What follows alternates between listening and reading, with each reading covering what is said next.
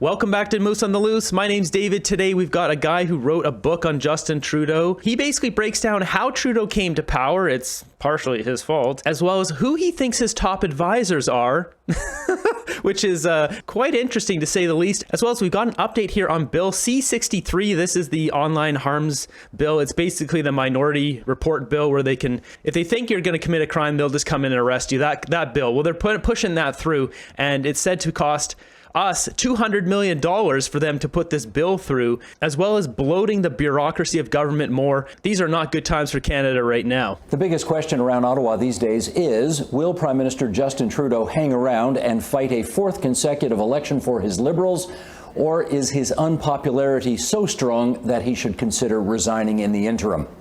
Author and journalist Paul Wells has been giving that question and others some thought, and it's all chronicled in his new book.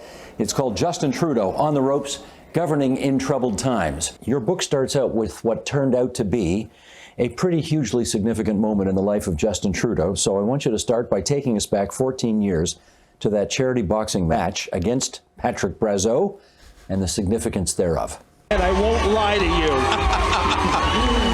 you. Okay. So the thing that I take care to point out at the beginning was Trudeau did that boxing match because he had a lot of time on his hands. The Liberal caucus was the smallest it had ever been. They had come out of 3 of the 4 worst elections they've ever had.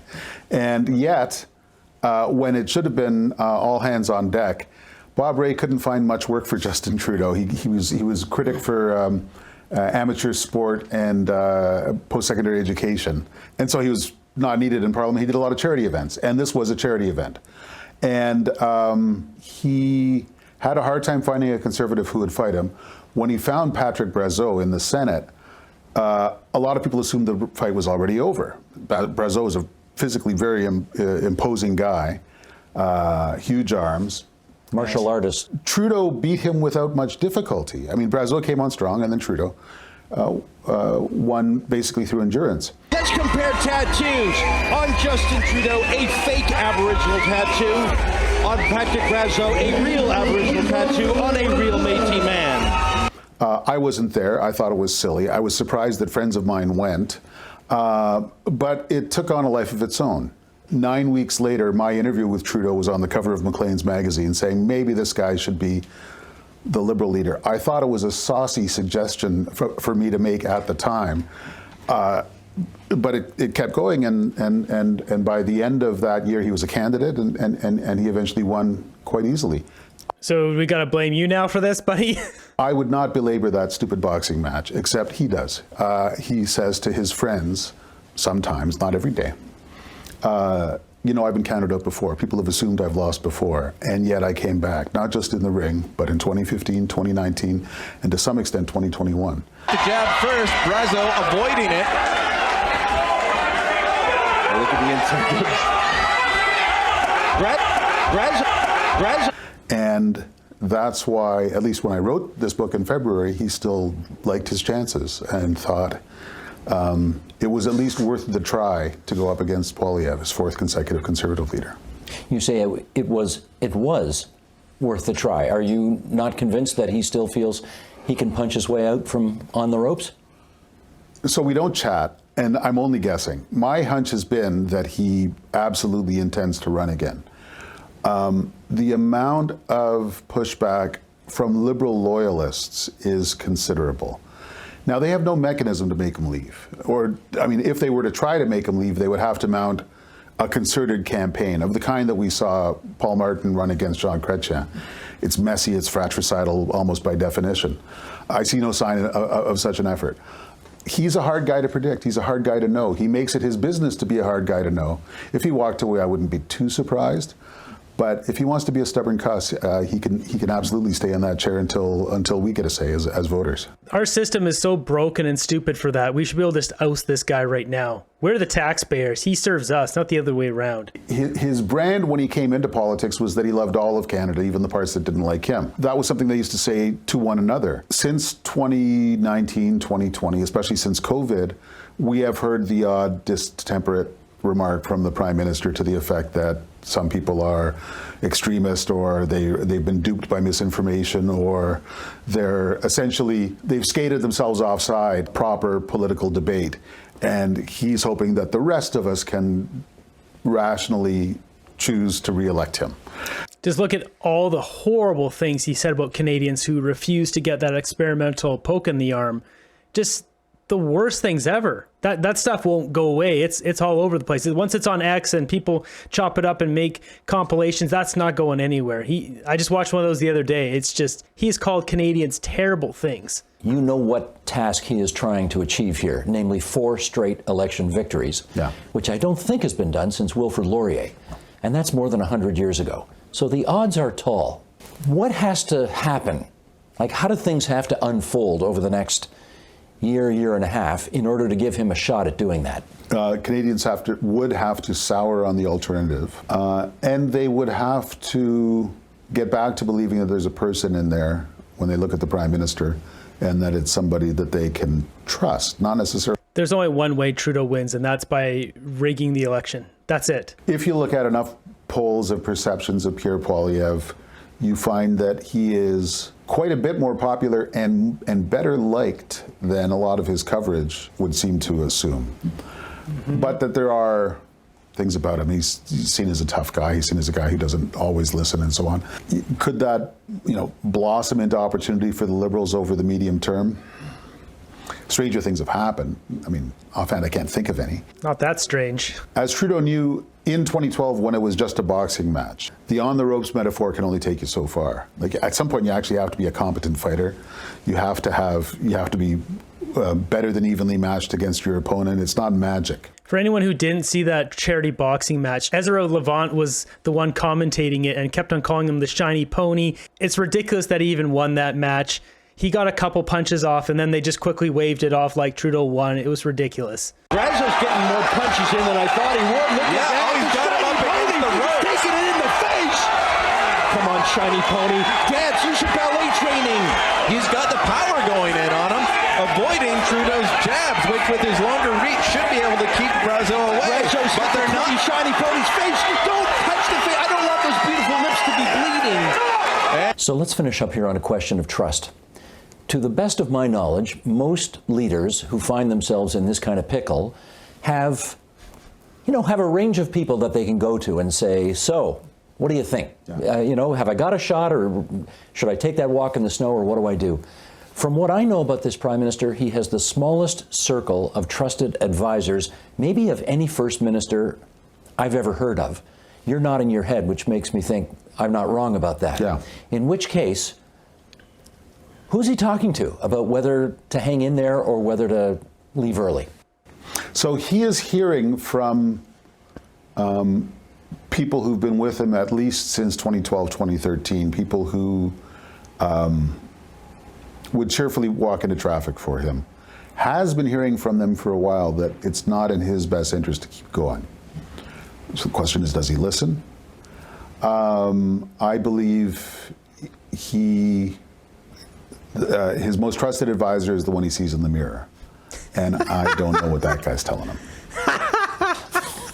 That's a very funny way to put it.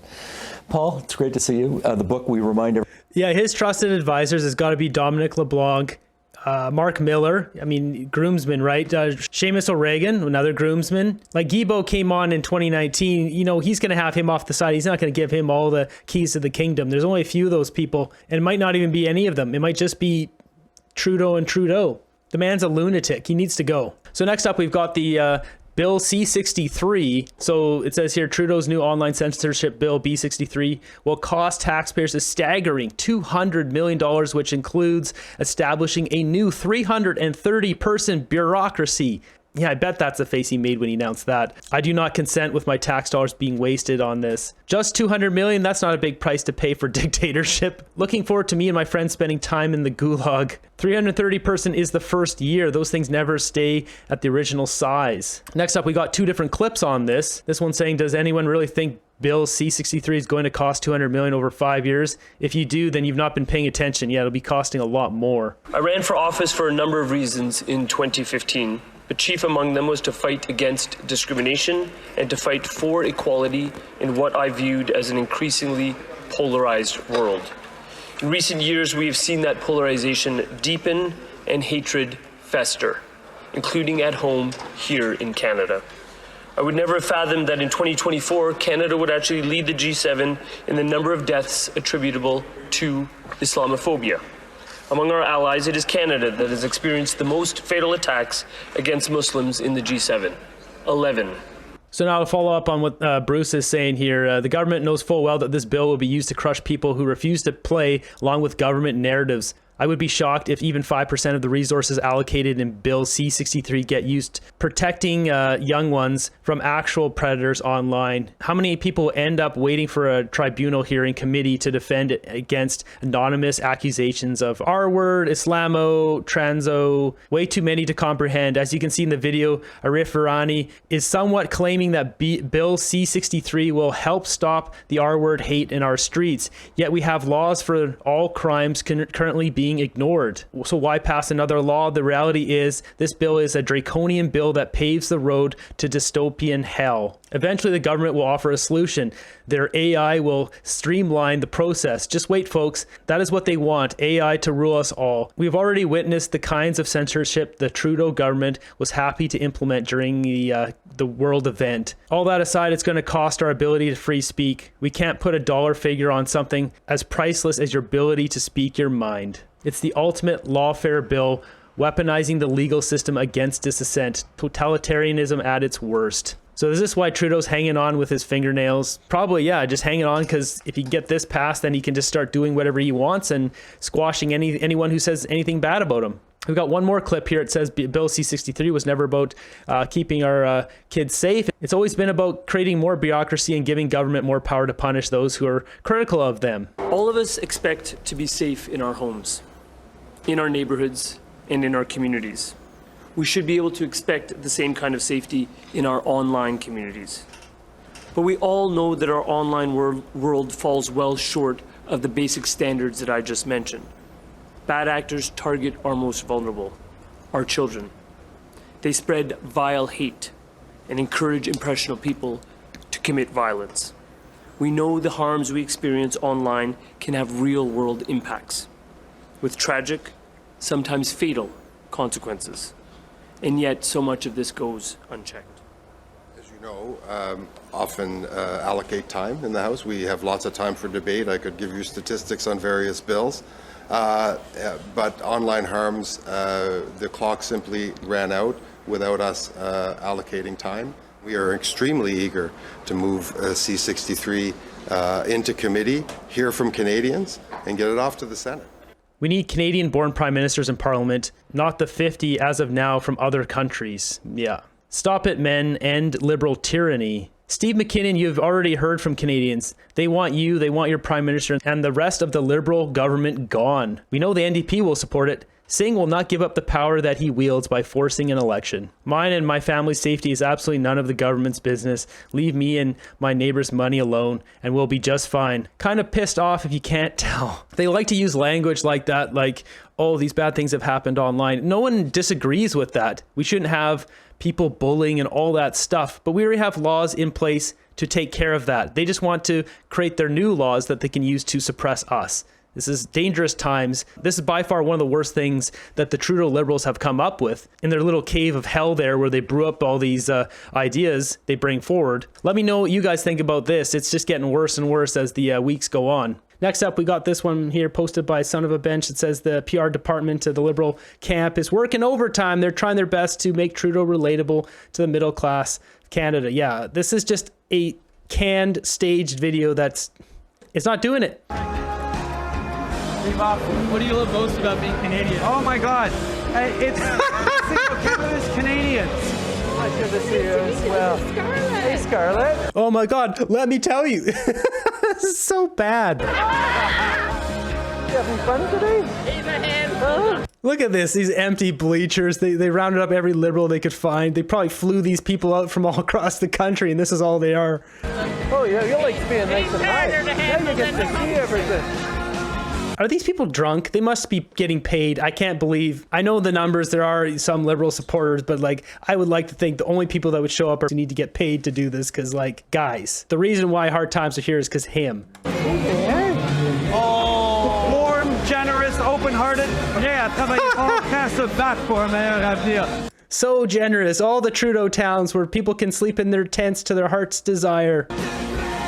So at the beginning of the video here, look at the way they're touching each other. So I'm pretty sure he is a gay man, Seamus O'Regan, which is also Trudeau's groomsman. Is there a secret love going on here? Look at him looking at him. He looks... I don't even know what's going on anymore. He's preaching to the choir and only the choir now. The choir needs to walk off the stage. He's so fake, it's utterly nauseating. Yeah, exactly. He's such a phony. Right, he only loves taxpayers' money. All right, jumping over to my group, let's see what memes we've got today. Look, son, rioters, arsonists, and looters are here to teach us about peace and equality. Canadians have sent a message. It's time for Justin Trudeau to resign. Yeah, you bet it is. Wishing a happy Canada Day, not you, to all across Canada. How I sleep at night knowing I spread an irreversible amount of anti-government content online. Click all the images with an idiot. Imagine captions were like that.